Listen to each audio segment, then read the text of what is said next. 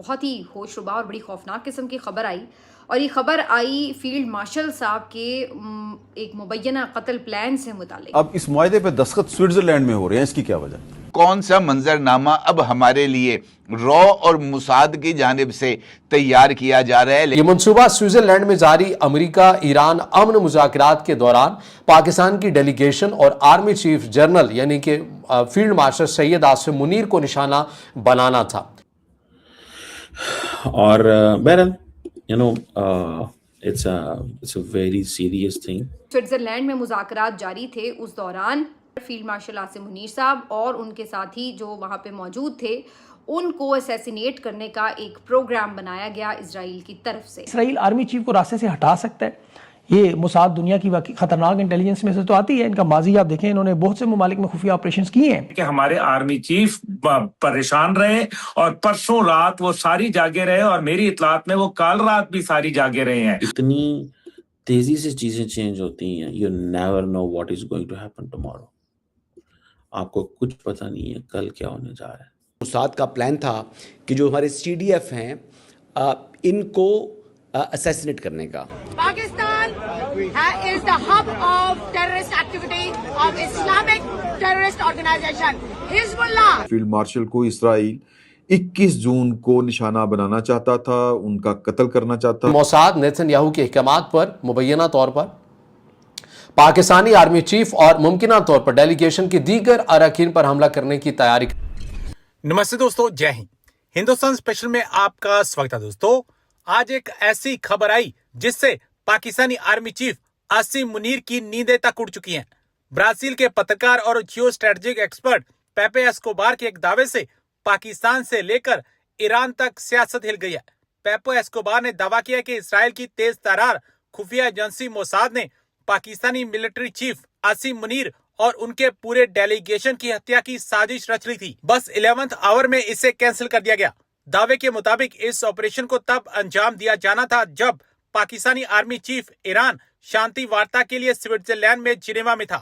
دراصل اسرائیلی نیتاؤں نے ایران امریکہ شانتی سمجھوتے کی آلوچنا کرتے ہوئے کہا کہ انہیں اس میں شامل نہیں کیا گیا۔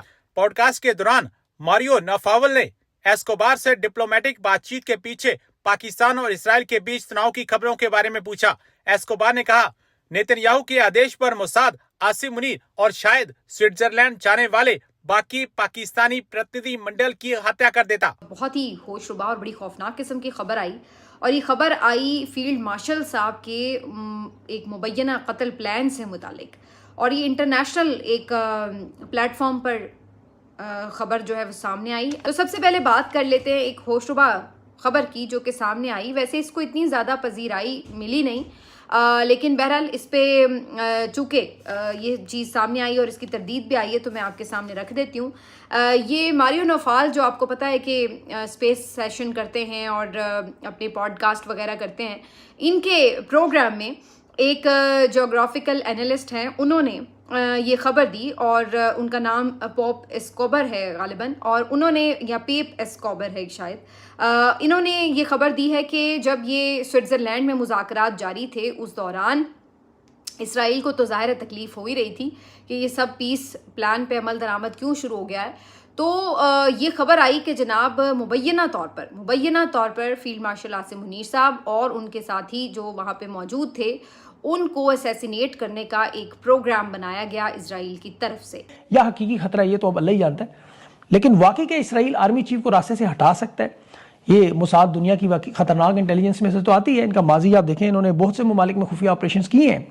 ایران میں آپ دیکھیں ایٹمی سائنسدانوں سے لے کر وہاں لیڈرشپ کو شہید کیا گیا، خفیہ کارروائیاں کی گئیں۔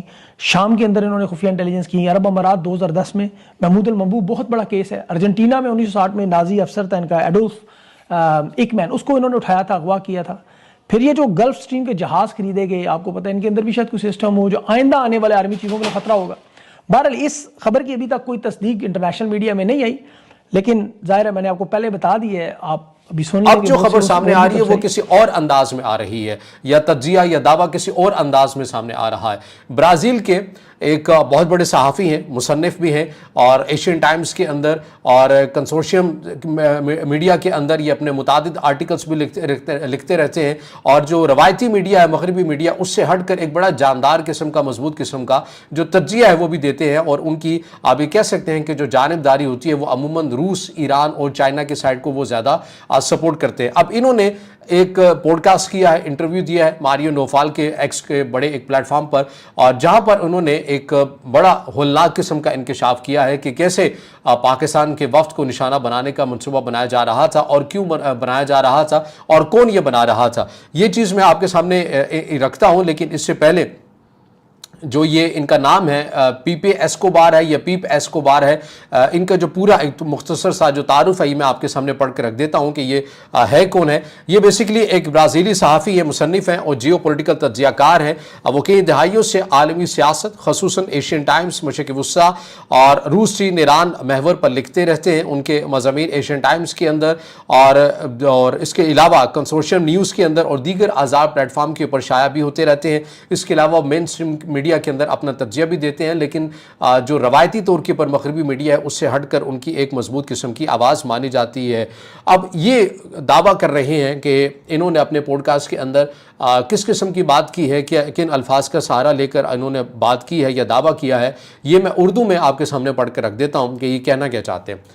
یہ کہتے ہیں کہ برازیلی جیو پولیٹیکل تجزیہ کار ایسکوبار نے ماریو نوفال کے انٹرویو پروگرام میں یہ دعویٰ کیا کہ پاکستانی فوجی انٹیلیجنس ISI نے اسرائیلی موساد کا ایک بڑا منصوبہ ناکام بنایا.